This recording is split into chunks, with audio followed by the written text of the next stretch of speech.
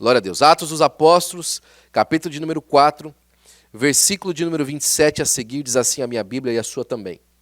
Porque verdadeiramente se ajuntaram nessa cidade contra o teu santo, o servo Jesus, ao qual ungistes Herodes e Pôncio Pilatos com os gentios e gente de Israel, para fazerem tudo o que a tua mão e o teu propósito predeterminaram. Agora, Senhor, olha para as suas ameaças e concede aos teus servos que anunciem com toda intrepidez a tua palavra, enquanto estendes a tua mão para fazer curas, sinais e prodígios por intermédio do nome do teu santo servo Jesus. Tendo eles orado, tremeu o lugar onde estavam reunidos, e todos ficaram cheios do Espírito Santo e com intrepidez anunciavam a palavra de Deus. Amém. Glória a Deus. É muito interessante você olhar Atos dos Apóstolos, né? A teologia vai dizer que Atos dos Apóstolos está para o Novo Testamento como Êxodo está para o Antigo. Você tem Gênesis contando o início de todas as coisas e depois o livro do Êxodo falando sobre a libertação do povo de Israel e a peregrinação do povo. O Novo Testamento é assim. Você tem os 4 evangelhos contando a história do Senhor Jesus Cristo e o início dessa nova criação em Deus, o novo homem em Deus, que através do Senhor Jesus Cristo nós somos feitos nova criatura. E Atos dos Apóstolos, a progressão dessa nova aliança sendo estabelecida através dos tempos. É muito provável que, e isso aconteceu, foi escrito depois, mas é muito fácil de entender isso quando você lê Atos dos Apóstolos, é isso que eu quero dizer. Que o livro de Atos dos Apóstolos, as histórias que estão nele registradas, são antes da escrita dos evangelhos. Apesar dos evangelhos terem sido escritos depois ou então na mesma época, porque Lucas escreve Atos depois que escreve o evangelho, mas João ainda vai escrever outro evangelho um pouquinho mais para frente. A história que está aqui registrada em Atos dos Apóstolos, eles não tinham lá os evangelhos escritos ainda quando a história está acontecendo. Então a coisa é bastante orgânica no início da igreja. Eu sempre uso essa palavra para falar para o Raul. É bastante orgânica. As pessoas estão se conhecendo, estão entendendo o que significava o evangelho do Senhor Jesus Cristo. Estão tendo as primeiras experiências com Deus, de verdade, de uma maneira como nunca antes na história de toda a humanidade eles puderam ter.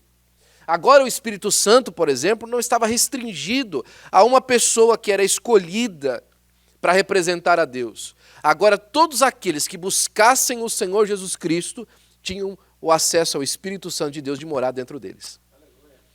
Era algo extraordinário, uma novidade muito grande. E todo mundo pensa, quando vem uma novidade boa dessa, todo mundo se ajunta e vamos lá, Não é exatamente o que acontece. Já logo no capítulo 4, você vai ver aí que a epígrafe na sua Bíblia, que é o título, aquele título mais negrito que vai em cima, está dizendo assim: Pedro e João são presos. Depois o versículo 5, Pedro e João perante o Sinédrio, dando explicações sobre aquilo que estava acontecendo. Lá no finalzinho, antes de começar o versículo 23, quando eles foram soltos, falaram que do Sinédrio, o Sinédrio era como se fosse a alta corte, era uma mistura de STF com Senado, imagina. Era uma mistura de STF com o Senado. E o Sinédrio tinha falado para eles o seguinte: olha, se vocês falarem de Jesus, vocês vão morrer. E eles tinham muito poder na mão. O Sinédrio era muito poderoso. Eles tinham o poder de fazer realmente as coisas que eles queriam acontecerem. Eles, por exemplo, foram sumamente responsáveis, humanamente falando, pelo julgamento de Jesus. Foi através da ordem deles que Jesus foi preso e através da mancomunação deles, da trama maquiavélica dele, a arquitetura deles, que Jesus foi apresentado a Pôncio Pilatos e a Herodes. Foram eles que arquitetaram todo o plano. Mas já a gente vai falar um pouquinho mais disso aí. Então, João e Pedro e a igreja sabiam contra quem eles estavam enfrentando. E a pergunta para mim fica o seguinte: será que a gente entende contra quem nós estamos lutando?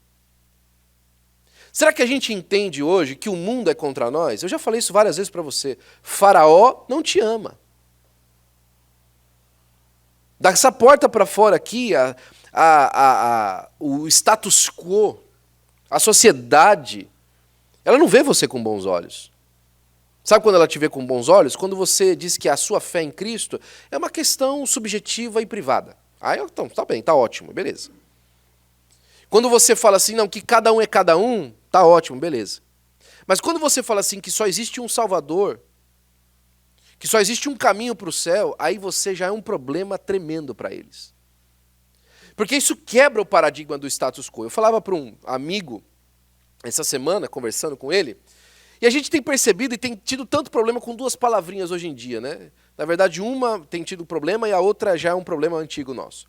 O ateísmo, para nós, é uma coisa grandiosa e que nos ameaça, né? Como é que alguém pode ser ateu, não acreditar em Deus? Como é que alguém pode ter essa postura quanto ao Senhor, tendo que a evidência de Deus em todos os lugares, né?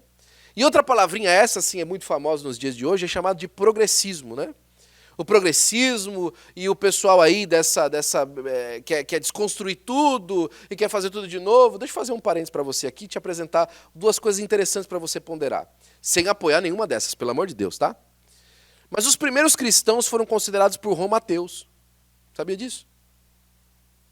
Os primeiros cristãos foram considerados ateus. Por quê? Porque eles não criam em nenhum dos deuses dos romanos.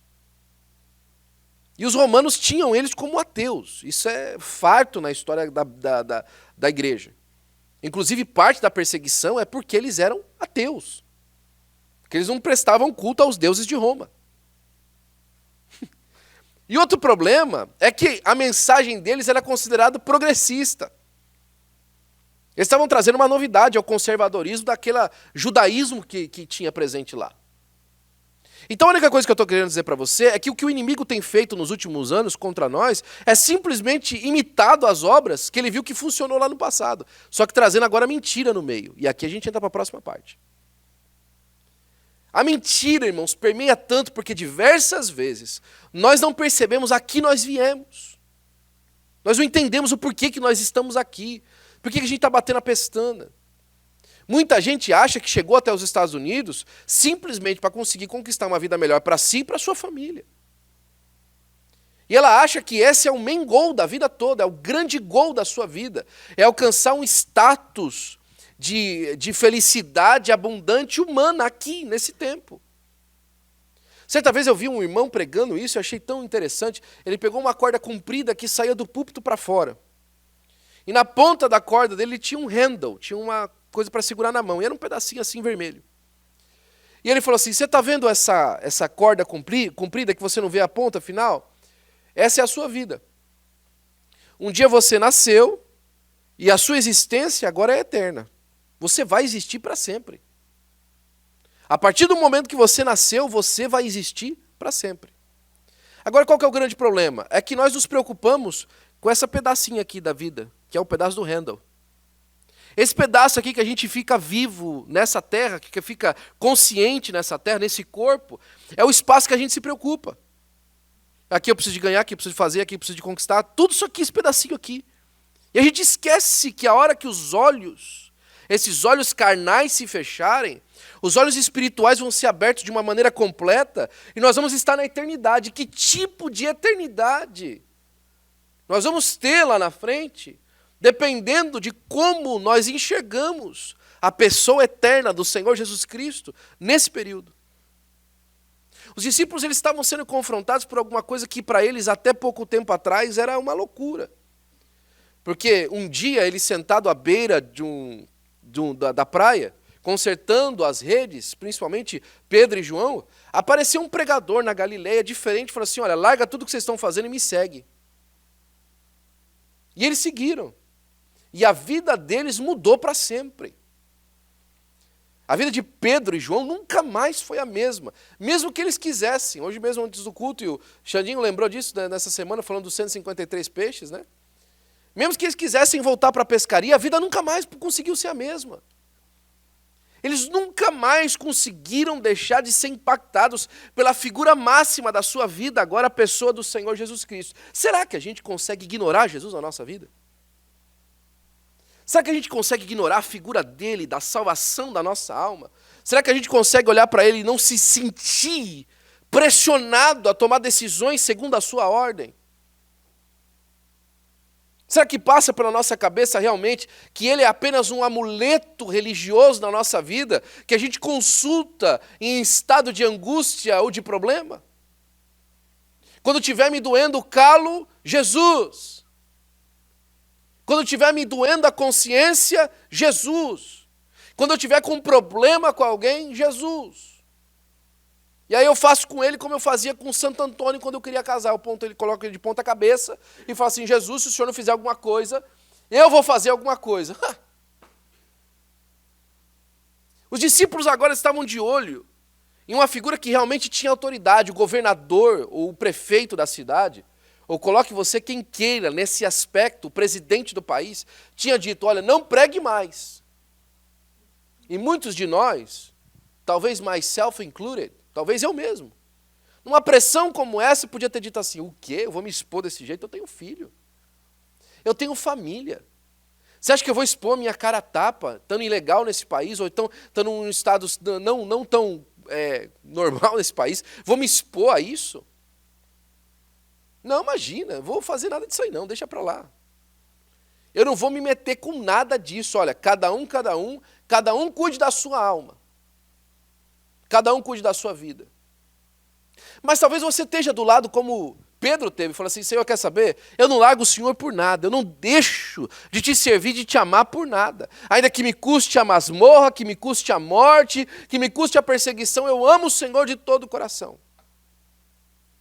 Agora, na oração deles, a partir do versículo 23, e esse é o cerne da mensagem que Deus colocou no meu coração para a noite de hoje, ainda quando eu estava na Flórida.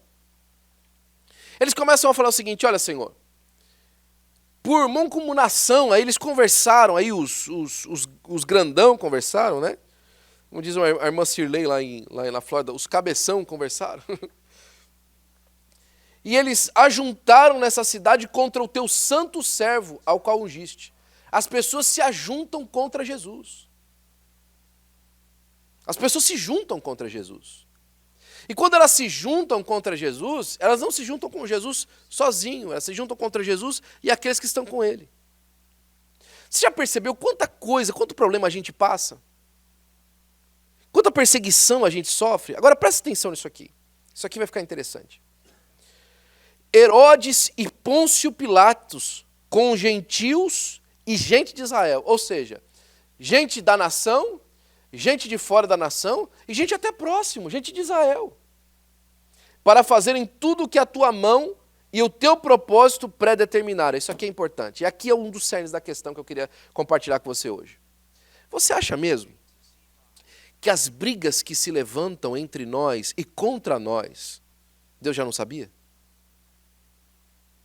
Você acha mesmo que quando surge um problema na igreja, surge uma questão na igreja, surge uma conversa na igreja, Deus já não sabia?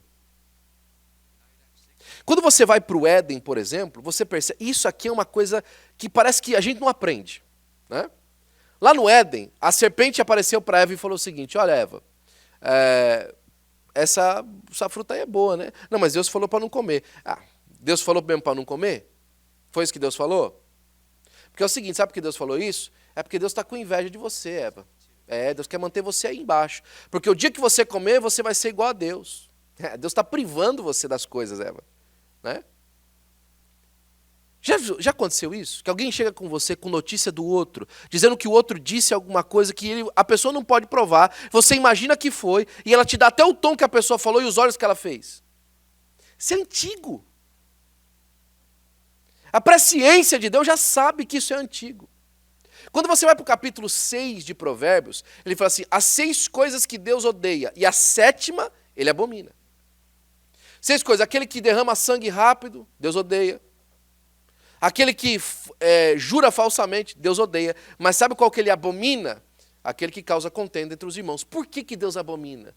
Porque quando ele olha no nosso meio, ou no meio mesmo desse Herodes e desse Pôncio Pilatos, fazendo com que as pessoas causassem uma separação com Jesus, nós precisamos separar as pessoas desse homem. Esse homem tem que ser condenado de uma forma tão feia que ninguém queira mais tomar o nome dele. Tem que ser tão escrachado na frente das pessoas, tem que ser tão amarrado na frente das pessoas, tem que ser tão sangrento na frente das pessoas, que ninguém mais queira tomar o nome dele aqui. Vamos fazer o quê? Vamos crucificar ele. Vamos fazer ele sofrer, vamos fazer ele sangrar na frente de todo mundo, para que ninguém mais o tome o nome dele. Causando contenda entre os irmãos, causando uma ruptura entre os irmãos. A palavra diabo, por exemplo, ela vem do grego diabalos. E é diabalos, é a palavra, a preposição dia e a palavra balos. É simplesmente, a palavra significa, a tradução dela é caluniador. Mas a etimologia dela é aquele que se põe por uma vala, se põe por espaço. O trabalho do diabo é justamente, no meio da igreja e no meio de qualquer lugar, causar separação entre as pessoas. É isso que ele quer. O que ele quer é que eu e você tenhamos uma vida tão isolada em nós mesmos, que o nosso maior valor seja o nosso próprio coração e o nosso próprio entendimento. E a gente fala assim, só sou eu e o Deus. Não é. É para isso que Deus estabeleceu igreja. É para isso que Deus estabeleceu esse corpo. Para que você não ande na caminhada da vida sozinha. Porque o Espírito de Deus que está na minha vida ministra na sua. E o Espírito de Deus que está na sua vida ministra na minha. Os discípulos estão olhando e estão ouvindo a história de Pôncio Pilatos e de Herodes e das gentes de Israel e percebendo que cada um deles quiseram causar essa separação desde os discípulos com o próprio Jesus. E falaram assim, o Senhor já sabia. Só que sabe qual que é o fantástico? É que no meio dessas histórias, no meio desses problemas, no meio dessas questões, Deus na verdade está dando oportunidade para que a gente seja mais próximo. Para que a gente tenha coragem de chegar na frente do outro, me perdoa em nome de Jesus. Me ajuda a andar melhor em nome de Jesus, eu preciso de você, você precisa de mim. Nos dando a oportunidade de a gente de verdade viver como crente, andar como crente. A oração dos discípulos, ela simplesmente anunciava uma coisa que era da presciência de Deus, mas que podia mudar a história dele do dia a dia. Que podia dar uma conduta muito melhor para eles no dia a dia. E ele fala assim, olha, para que fazerem tudo o que a tua mão e o teu propósito pré-determinaram. E aí eles começam a falar assim, agora, Senhor, olha para a ameaça deles. E aqui entra uma outra parte importante. Deixa eu falar uma coisa para você. As ameaças contra a sua vida são reais. Os discípulos sabiam que a ameaça contra a vida deles era reais. Ninguém aqui pode falar para você, porque também ninguém aqui pode falar para mim, que as pessoas ou as circunstâncias que me perseguem não são pessoas reais ou não são circunstâncias reais. São reais. São verdadeiras. É tão bonito, por exemplo, e cada 10 vezes que eu prego, 11 eu falo de José, lembra? É tão bonito ver José no capítulo de número 50. Ele falou assim, é bem verdade que vocês intentaram mal contra mim. Para os seus irmãos ele está falando. O que ele está querendo dizer com isso? José não está falando assim, eu nem percebi. Eu nem percebi que vocês fizeram isso, eu nem imaginei. José falou, eu sei que vocês fizeram. Eu entendi. Eu entendi a perseguição, eu entendi a seta que veio contra a minha vida. Eu sei que houve uma reunião para tentar me matar. Eu sei que houve conversas para tentar denegrir a minha imagem. Eu sei que houve um batalhão de pessoas que buscaram a minha morte e a minha destruição. Eu sei que agora mesmo o diabo e o inferno estão ali do lado de fora, porque aqui ele não entra em nome de Jesus, bolando uma ideia para destruir a nossa igreja. Como é que eu vou fazer para destruir eles? Como é que eu vou fazer para destruir o intento deles? Uma maneira que eu posso fazer é colocar o pecado lá dentro, eu já sei. Eu vou usar alguém, eu vou ver se tem alguém brecha essa semana para mim colocar um pecado lá dentro. Talvez ele esteja falando, eu vou causar um acidente, eu vou fazer com que alguém bata o carro, eu vou fazer com que alguém morra, eu vou fazer com que alguém fique doente. Porque ele está intentando mal contra nós. E aí eles estão orando, olha Senhor, olha as ameaças deles, são ameaças reais. São ameaças verdadeiras. É uma vontade enorme do maligno de querer a sua vida destruída. Não ache você que o inimigo das nossas almas é feliz quando você fala assim, vou servir a Deus. Quando você fala, vou andar direito. Quando você fala assim, vou começar uma campanha de oração. Quer saber? Eu vou intencionar a minha vida e eu vou resolver esse problema na minha casa. Você acha que o inimigo fica feliz com você? Muito pelo contrário. Ele quer destruir. Quando ele vê as nossas irmãs se reunindo na terça-feira para orar, você acha que ele fica feliz? Você acha que ele fica contente? Quando vocês, homens, se reúnem uma vez a cada 2 semanas, vamos lá, vamos conversar das coisas do Senhor, vamos nos reunir para orar. Vamos fazer como a Bíblia fala, como um ferro afia o outro ferro. Assim o homem afia o rosto do seu amigo. Vamos lá, vamos reunir entre nós aqui e falar assim, ó, companheiro, isso aí está errado. Você acha que o inimigo fica feliz com isso? Quando a gente sai na rua e fala assim, eu sei que você precisa, meu amigo, que você precisa de Jesus. Eu quero te apresentar a salvação. Você acha que ele fica feliz com você? Ele está cheio de ameaça. E aqui Pedro está orando, talvez essa liderança, fala assim, Senhor, olha, observa as ameaças deles. Olha só a ameaça que eles estão fazendo. Mas aí, em vez de ele falar assim, nos livra da ameaça, não é isso que ele fala. Sabe o que ele fala assim? Concede então para nós poder. A ameaça é verdadeira, ela não vai parar. Mas eu quero para a minha vida poder para andar acima da ameaça, acima dos problemas. Ter unção na vida para quebrar todo jugo e toda arma preparada contra nós. Para ter poder de Deus nas palavras, para repreender em nome de Jesus todo demônio, todo inferno, toda hoste maligna que caia em nome de Jesus. As ameaças são reais, mas concede aos teus filhos poder. As ameaças são verdadeiras, mas concede aos teus filhos poder, graça de Deus, unção do céu. Essa é a grande diferença. Essa é a grande diferença. Eu acho tão bonito e, ao mesmo tempo, eu fico pensando, como é que Jesus podia dizer umas coisas assim tão na lata?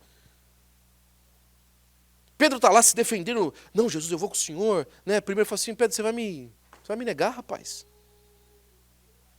E aí ele olha para Pedro e fala assim, Pedro, o diabo pediu para te peneirar como trigo. Ele vai colocar você numa peneira e vai te chacoalhar, Pedro. Vai pegar você, vai chacoalhar para um lado e para o outro.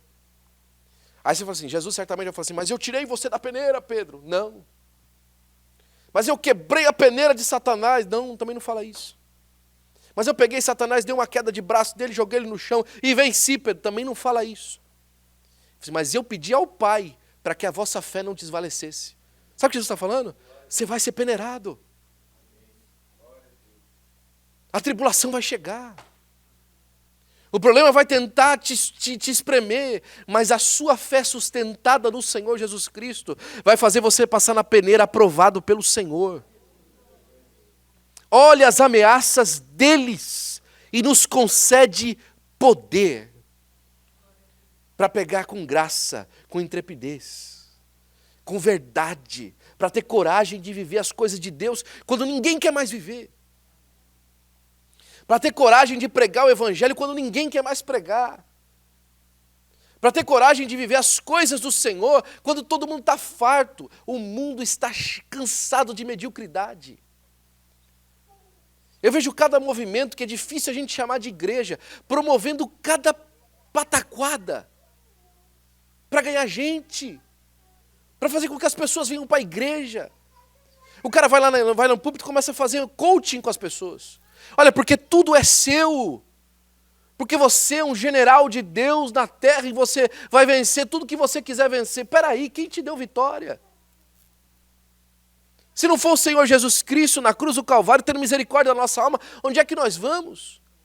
É por isso que Pedro olha para a ameaça e fala assim, elas são ameaças reais, verdadeiras, querem o nosso mal. Querem a nossa casa, querem os nossos filhos. Mas, Senhor, concede-nos poder para vencer as artimanhas do nosso inimigo. Para que os teus servos anunciem toda a tua palavra com intrepidez. Olha só, enquanto estendes as mãos para fazer cura, sinais, prodígios, nesse mundo mau e caótico que você tem vivido, Deus quer ter a sua mão estendida sobre a sua vida e sobre a sua casa, para que você seja um sinal para o mundo, para que você seja um prodígio para a humanidade, para que você demonstre que é possível viver em fidelidade e santidade ao Senhor no dia de hoje. E quando eu falo de santidade para você, você sabe o que eu quero dizer. Eu não quero dizer que você saia na rua andando, olha, eu sou um homem santo, ninguém me toque, não. É para você andar como Jesus andou. Que quando tiver alguém imundo, você toque e a pessoa seja santificada. Quando tiver alguém doente, não é você que fica doente, é a pessoa que fica curada. Você percebeu que coisa maravilhosa a santidade de Jesus? Porque na lei cerimonial, santidade era o seguinte: se você toca em alguma coisa imunda, você fica imundo. O sacerdote, por exemplo, não podia tocar num defunto, porque se ele tocasse num defunto, ele ficava imundo. Que as coisas mortas contaminavam. Ele não podia tocar numa pessoa leprosa, porque ele ficava leproso. Mas a santidade de Jesus era o contrário. Ele tocava no morto, não era que ele ficava morto, era o morto que ficava vivo. Ele tocava no leproso, não era que ele ficava leproso, era o leproso que ficava são. Ele tocava no enfermo, não era que ficava enfermo, era o enfermo que ficava curado. Era o contrário. E ele nos chamou para isso. Para promover santidade nos lugares onde a gente passa. Eu fico tão triste como o mundo hoje consegue influenciar o nosso coração. Alguém conta alguma coisa na televisão e aquilo já move a gente. Alguns dias atrás, a Flórida passou por um momento complicado. Você sabe, na nossa imigração americana, como essa coisa é complicada. Só quem mora aqui para entender isso. Como muitos de nós pagamos impostos, somos fiéis nos nossos contratos, andamos direito, fazemos o que é correto, respeitamos a lei de trânsito, amamos o país, mas por uma intervenção legal e muitas das vezes arbitrárias, não conseguimos documento. Nos bloqueiam qualquer tipo de acesso a documento nesse país. Não pode, não pode, não pode. Uma dificuldade tremenda. Você sabe como isso é difícil aqui. Mas alguns dias atrás, lá na Flórida, o fanfarrão do governador saiu: olha, vou mandar todo mundo embora, ninguém pode estar aqui desse jeito, vou fazer aqui o auê. O coração de um monte de gente se pasmou. Meu Deus do céu, vão perseguir, vão querer matar a gente. Diz que tem um camburão ali na esquina já, esperando a gente passar na rua e vão pegar e colocar a gente lá dentro. E as pessoas esquecem que muitas delas estão lá, inclusive nessa situação, porque Deus falou assim: eu vou te mandar lá, e você lá vai vencer. E a pessoa: como é que eu vou vencer aqui nessa situação agora? Quem falou que você vai vencer? A ameaça é real, mas quem foi que te chamou? O governador não quer mesmo coisa boa fazendo isso, mas quem foi que te chamou? Quem que manda no governador? Certa vez, essa história é bem conhecida no nosso meio, na nossa igreja. Um dos grandes ícones do ministério do nosso pastor, das pessoas que ele sempre olhou no ministério pessoal dele, é o pastor Paul Yang-cho, que é o pastor da maior igreja do mundo. A igreja Full Gospel Church na Coreia do Sul.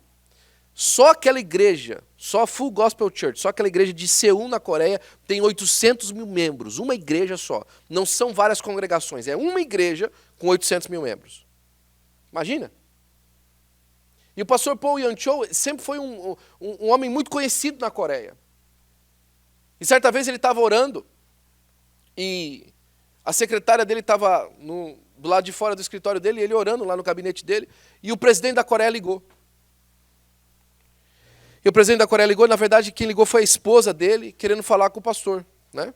Primeiro ligou, na verdade, o assessor. Né? O assessor ligou e falou: olha, tudo bem, tudo bom, olha, o presidente queria falar com o pastor. E aí a secretária falou assim: oh, infelizmente ele está orando e eu não posso chamar ele, mas assim que terminar a ligação, eu falo que o senhor ligou. Não, mas você está entendendo? O presidente está ligando para ele. Sim, eu entendi, mas infelizmente eu não posso chamá-lo. Passou uns 10 minutos, a esposa do presidente ligou, a primeira dama da Coreia. Escuta, eu queria falar com o pastor. Sim, o secretário da senhora ligou agora há pouco, mas infelizmente ele está orando e eu não posso chamá-lo.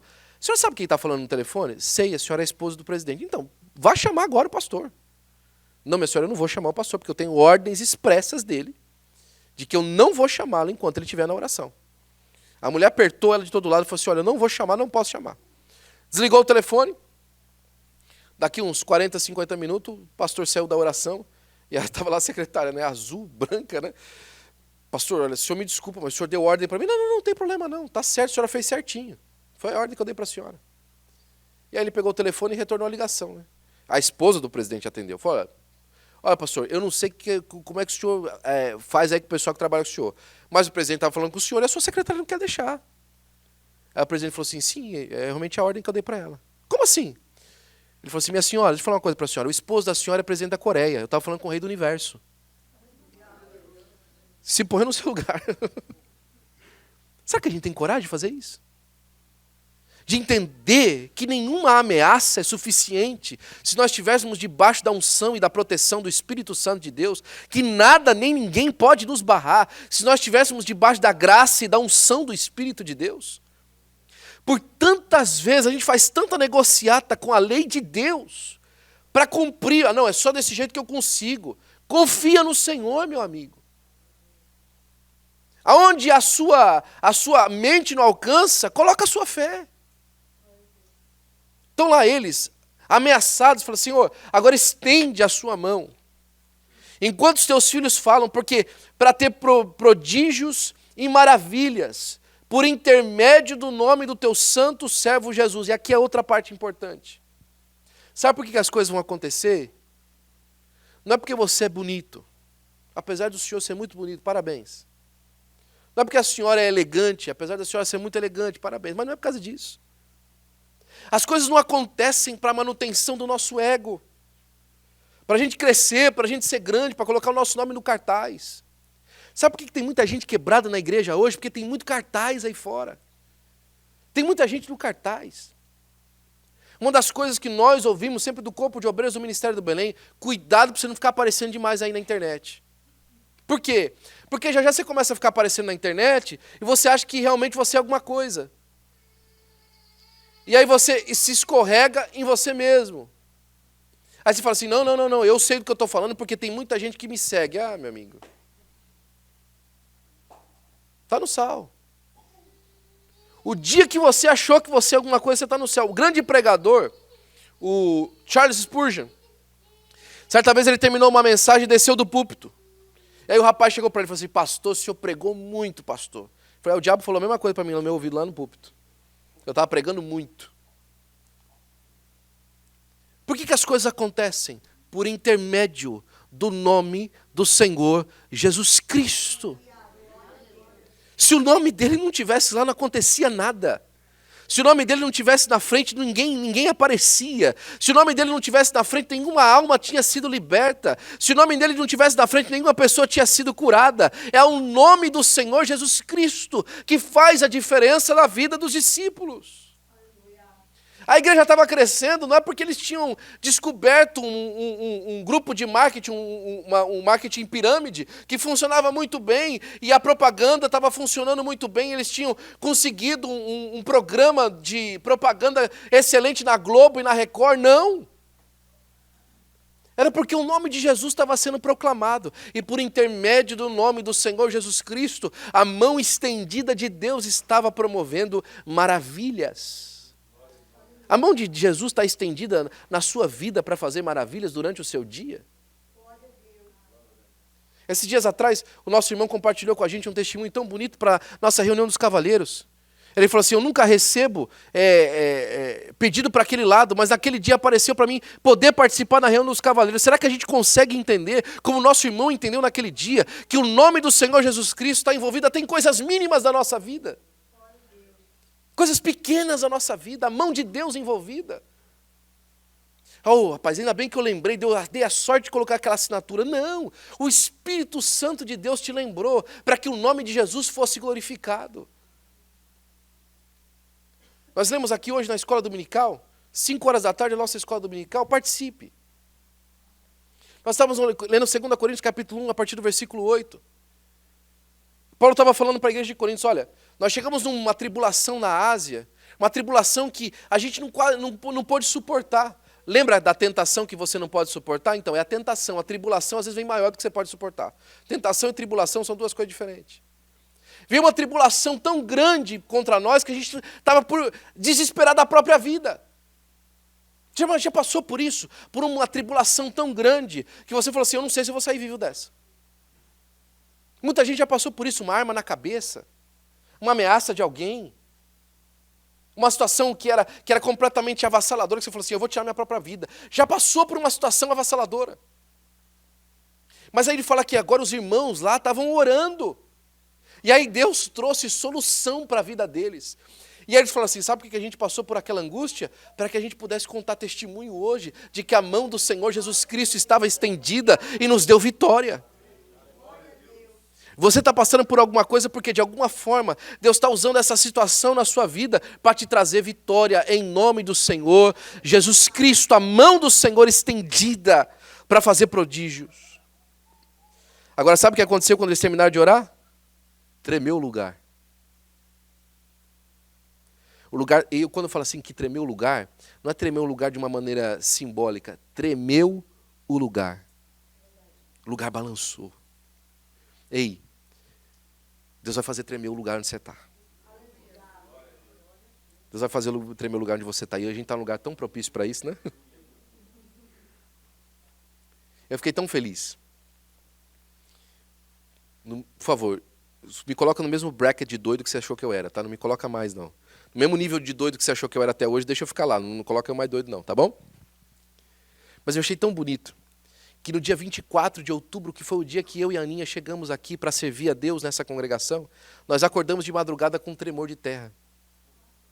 Eu fiquei feliz.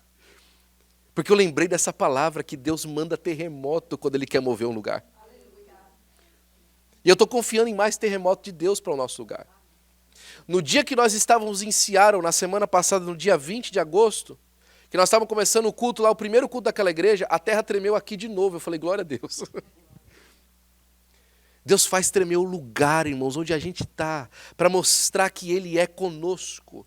Ele mostra que a natureza nos dê sinais para provar que Ele está conosco para a glória do nome do Senhor Jesus Cristo. Eu quero terminar lembrando para você desse testemunho que eu já te contei. Alguns anos atrás, numa igreja que é co-irmã nossa, em Fall River, em Massachusetts, está lá o pastor Ronald Bernier. É o nosso professor do nosso curso de doutorado com os pastores do Ministério do Belém. Um homem de Deus, um homem simples, calmo, tranquilo, pentecostal. Mas quando ele prega, você fala assim, esse homem é batista. Brincando. Mas ele é muito tranquilo, muito calmo em pregar, um homem muito amoroso, conhecedor de Bíblia como ninguém. E eles conseguiram comprar na cidade de Fall River a igreja católica da cidade. Eles compraram o templo da igreja católica para colocar a Assembleia de Deus lá. Imagina. O padre não queria vender para eles. O padre não queria de jeito nenhum vender para eles. Aí o padre vendeu para um developer. Né? Porque o developer ia derrubar tudo e fazer prédio de casa. Só que quando eles foram fazer o assessment, quando eles foram ver o tamanho do terreno e como é que eles podiam construir no terreno, eles perceberam que eles compraram terreno demais e o terreno da igreja não interessava. Venderam e colocaram a parte da igreja à venda de novo. Quem comprou? Pastor Ronald. Era para ser, né?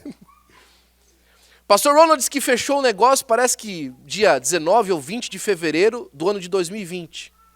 20 dias depois, tudo foi fechado na pandemia. Ele com um prédio novo, sem poder usar.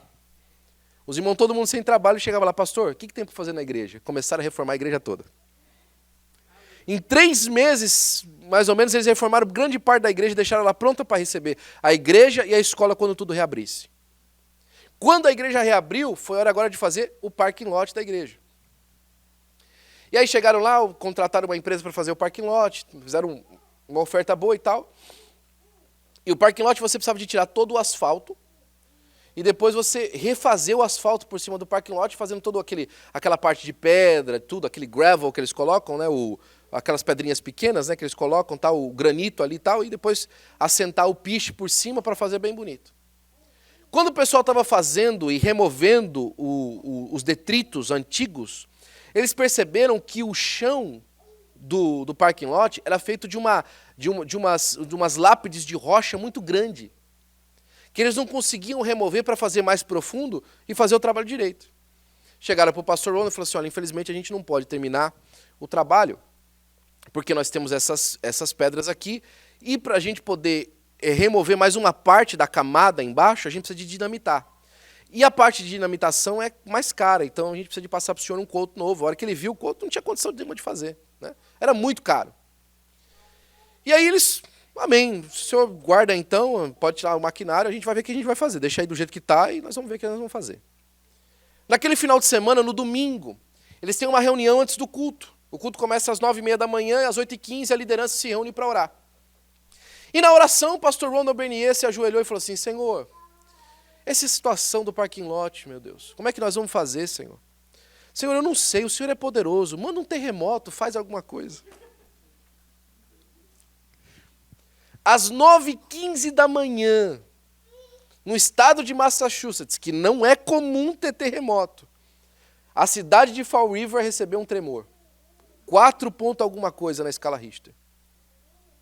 Tremeu o templo todo, parou, eles continuaram o culto. No dia seguinte, vieram remover, o pessoal da empresa do parking lot veio remover as pedras que estavam lá. Ou veio remover o maquinário que estava lá. Quando ele foi remover o maquinário, ele foi tirar o gancho e percebeu que tinha alguma coisa diferente no chão. E foi tentar colocar a escavadeira, a pá da escavadeira, numa pedra que parece que estava diferente. E quando ele colocou, ele percebeu que todas as lápides de rocha estavam todas soltas e agora era só tirar. Deus mandou um terremoto. Deus vai mover o lugar. Como você tem entregado a sua vida? Entregue a sua vida para Deus, para Ele fazer. De que maneira você tem orado? Você tem olhado as circunstâncias e falado assim, não, eu não posso confiar em nada ou em ninguém. Ou você tem observado e falado assim, olha, essa luta aqui se levantou, foi o diabo que mandou, mas Deus agora está caindo por terra em nome de Jesus, isso aqui não tem problema, isso aqui vai ser vencido em nome de Jesus. Olha, essa situação está se levantando, está vindo contra mim, mas isso aqui não vai vencer, porque o nome do Senhor Jesus Cristo vai ser glorificado na minha casa, na minha família e no meio dos meus irmãos. Nós vamos viver em paz e felizes para Jesus. É por isso que eu repreendo, irmãos, toda vez que aparece uma luta, uma situação, um problema, uma conversa, uma coisa diferente, na minha frente eu falo assim, isso aí é obra do inferno e está repreendido em nome de Jesus. E através disso, Deus vai contar uma história nova para a glória do nome do Senhor Jesus Cristo. Você acha que Jesus é capaz de mudar a história? Você acha que Jesus é capaz de mudar a circunstância? Deixa eu terminar com isso aqui, eu prometo que eu vou orar por você já que o nosso horário já foi. Pedro está preso na prisão. Pedro está preso na prisão. E a sentença de Pedro é, amanhã de manhã ele morre. E a igreja está orando por Pedro. Senhor, liberta Pedro. Abre a porta. Faz alguma coisa. E Pedro, no meio da madrugada, dormindo. Os teólogos gostam de falar a respeito disso, eu acho maravilhoso. Jesus tinha falado para Pedro que ele só ia morrer quando ele ficasse mais velho. Então Pedro falou assim, eu não vou morrer agora, Deus vai fazer alguma coisa e foi dormir. Finalzinho do capítulo 20 de João. Olha, Pedro, você quando era novo se cingia a si mesmo e ia para um lugar que você queria. Quando você ficar mais velho, vão te cingir você e vão te levar para você para um lugar que você não quer. Pedro está dormindo. Alguns teólogos dizem, provavelmente se lembrando, eu não vou morrer porque, né? Ou então, em uma outra questão, Pedro já tinha desistido, eu vou morrer amanhã mesmo, pelo menos eu vou morrer sem sono. Vou dormir. O fato é que uma coisa ou outra, no meio da noite, Pedro acorda. Um anjo aparece, Pedro, veste o sapato. Que coisa! Rapaz, vai fugir, você vai lembrar do sapato?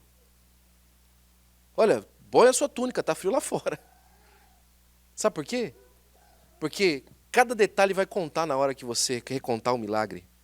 Cada detalhe você vai lembrar, olha, Deus fez assim, me preparou para tudo. E aí Pedro vai saindo, e uma porta aberta, e outra porta aberta, e quando ele se vê, diz que quando ele se dá por si, ele está na rua. Aí ele está na rua, ele vai para lá, para a casa da irmã Maria. Essa irmã Maria é a mãe de João Marcos. Ela é irmã de Barnabé. Ele chega lá na casa, a igreja estava orando, ele bate na porta, a menina vem, assim, meu Deus, estou vendo já o anjo de Pedro, mataram ele antes. E volta lá para dentro e não abre a porta. Quando vê, toda a igreja percebe que Pedro havia sido liberto. E agora Pedro manda a notícia para todo mundo do que Deus fez. Isso vai acontecer com você. Vai parecer loucura, mas Deus vai fazer com você. Vai estar armada a armadilha, mas vai ser uma armadilha que depois você vai contar. Você não vai contar mais assim, olha, eu fui preso. Você fala assim, rapaz, teve um dia que eu fui preso. Você não vai contar com tristeza, olha, teve um dia que eu passei por isso. Você vai falar assim, gente, eu passei por isso. Vai ser uma história que era para ser triste, vai ser feliz. Era uma história que era uma história de derrota, mas vai ser feliz, vai ser alegre, porque vai ser a mão de Deus te livrando e o nome do Senhor Jesus Cristo glorificado. Essa é a promoção nova. Esse é o que Jesus faz, ele muda a história. Ele pegou a cruz, que era um símbolo de derrota, e transformou a cruz num símbolo de vida eterna.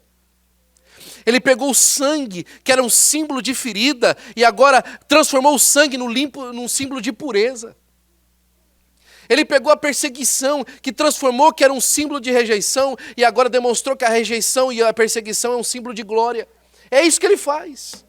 Ele muda a história, ele mexe com aquilo que a gente tem. Agora é o seguinte: Senhor, concede poder aos teus filhos para que eles vivam a vida pregando a tua palavra com intrepidez, com verdade, com alegria, com ousadia.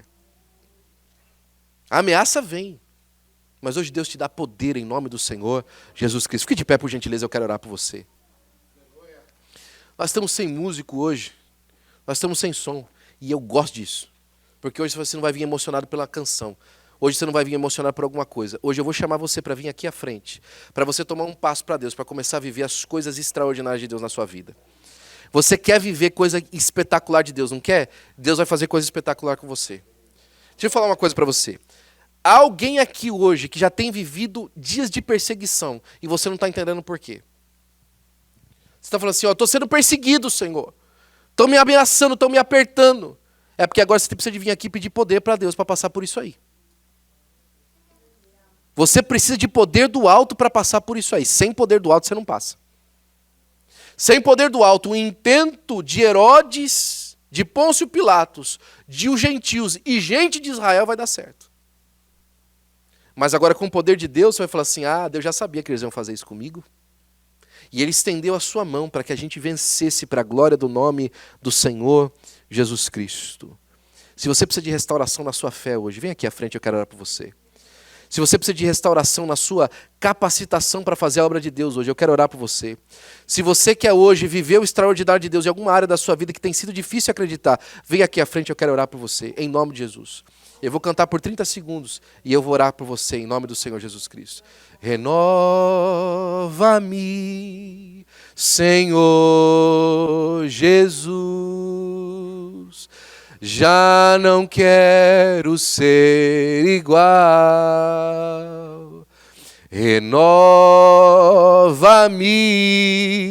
Senhor Jesus. Põe em mim teu coração,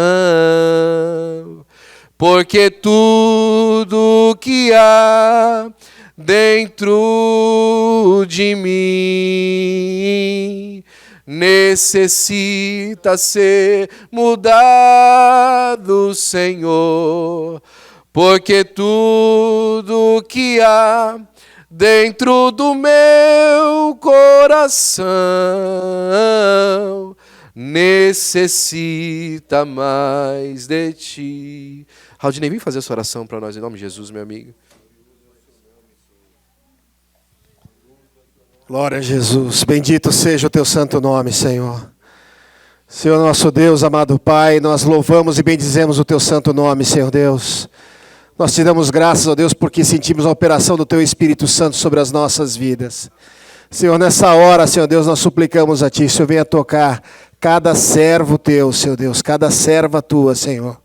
E tu venhas operar nessa hora o renovo, Senhor Deus, da operação do teu Espírito Santo em cada vida, Senhor. Renova, Senhor Deus, os dons espirituais, ó Deus. Renova, Senhor Deus, a alegria da salvação em cada vida, Senhor Deus. Lança por terra, Senhor Deus, toda a seta do adversário, Senhor Deus, tem se levantado sobre a vida dos teus servos e servas, ó Deus. Nós sabemos, ó Deus, que tu és o Deus Todo-Poderoso, Senhor Deus. Não há nada, Senhor Deus, que possa ser maior do que do teu poder sobre as vidas, ó Deus. Por isso toca, Senhor Deus, e restaura nessa hora, Senhor Deus. Derrama do teu Espírito Santo abundantemente, Senhor Deus. Arde em cada coração aqui, Senhor Deus, a tua presença. Resplandece a tua luz, ó Deus. Repreende toda ação maligna do adversário sobre cada família aqui, ó Deus. Sobre os casamentos, ó Deus, sobre os relacionamentos, ó Deus. Senhor Deus, reveste com o sangue de Jesus. Alcança os lares aqui, Senhor Deus, todo lar aqui representado, Senhor Deus, e põe por terra toda a ação do adversário. E a Ti nós damos toda a honra, toda a glória e todo o louvor, e adoramos assim o Teu nome, Senhor, em nome de Jesus. Amém e amém, Senhor Jesus. Glória a Deus. Porque tudo que há dentro de mim necessita ser mudado, Senhor, porque tudo que há dentro do meu coração necessita mais de ti. Pai, nós te damos graças, Senhor, pela bondade do teu coração, ó Deus. Por esse culto abençoado na tua presença, Pai, pela tua palavra, Senhor. Pelas vidas, ó Senhor, Pai, que hoje, Senhor, Pai, enxergam, Senhor, um prisma diferente, Senhor, Pai, de vitória na sua vida. Continua, Senhor, Pai, guardando os nossos corações no Senhor, Pai, nos dá uma semana abençoada, onde possamos, ó Pai, guardar e aplicar a tua palavra na nossa vida, Senhor. Abençoa os nossos irmãos que estão em viagem, Senhor, Pai, guarda-os pelo amor do teu nome, Senhor. Cobre com teu sangue, Senhor, Pai. Abençoa os teus filhos, ó Pai, que estão cobrindo aniversário de casamento essa semana, Senhor, Pai. Aniversário na sua vida, Senhor, Pai. Continua abençoando os nossos filhos, ó Senhor, Pai, promovendo o teu evangelho através das nossas vidas na terra, Senhor. E não só hoje, mas sempre, nós te daremos a honra, a glória e o louvor, em nome de Jesus. Amém e amém. Estenda suas mãos para cá, por gentileza. Que a graça de nosso amado Senhor e Salvador Jesus Cristo, o grande amor de Deus, o nosso Pai, as doces consolações do Espírito Santo de Deus, seja com todo o povo de Deus. E o povo de Deus diz com alegria: amém. Dê um abraço ao seu irmão que está ao seu lado. Glorifique o nome do Senhor Jesus com ele.